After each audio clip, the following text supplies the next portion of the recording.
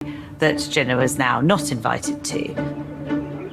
Now, Dickey should be, in a sense, above the fray. He should be with his advisors, but he should not be socializing with one of the key players, Nehru. But he takes Nehru with him, and there are wonderful accounts of Nehru standing on his head and walking backwards up the hill, and he seems like he's one of the family, really, there.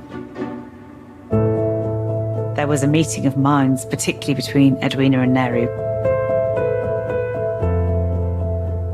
Nehru wrote to Lady Mountbatten long afterwards, remembering this time when their attachment had become extremely close in India. And I'll quote from it, if I may. "Suddenly I realized, and perhaps you did also, that there was a deeper attachment between us, that some uncontrollable force of which I was only dimly aware drew us to one another. We talked more intimately, as if some veil had been removed, and we could look into each other's eyes without fear or embarrassment."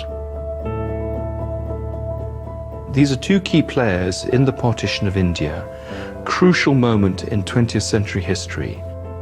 This relationship between them was a conduit, we know, for political discussion and for the kind of negotiation that was going on.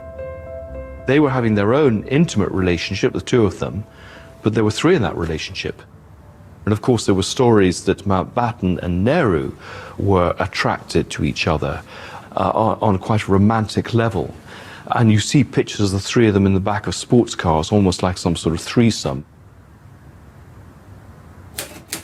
In a top secret memo that Mountbatten wrote, he says, "I had a distinct hunch that I ought to take advantage of my newfound friendship with Nehru to ask his personal opinion of the new draft," Mountbatten referring to Plan Balkan.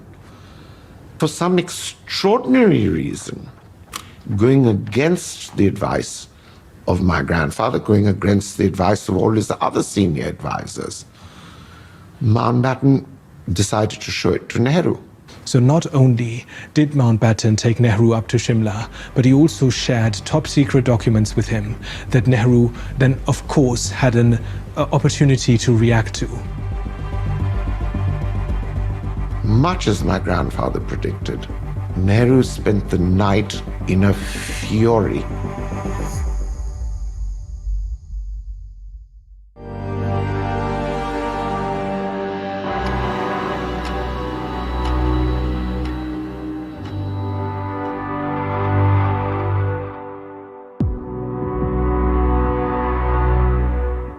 Mountbatten is playing loose and fast with his relationships and is not behaving in the sort of completely impartial way that he should be.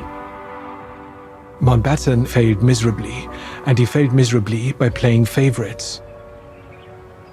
Well, Nehru convinced Mountbatten that he was going to have to redo the plan without any input from any of the other leaders.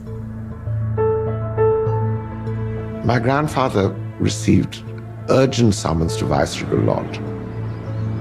When he arrived, he found Lady Mountbatten holding Mountbatten's hand, both looking completely shattered.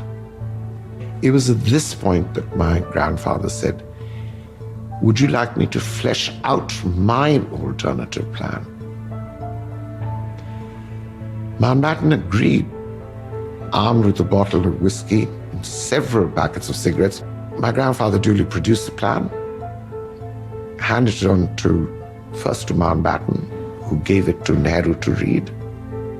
The Menon plan differed radically from Plan Balkan, in that instead of transferring power to a dozen or more provincial governments, power would be transferred to two countries, India and to Pakistan.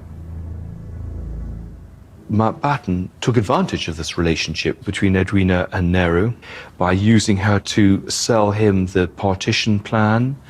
So she was his right-hand person in terms of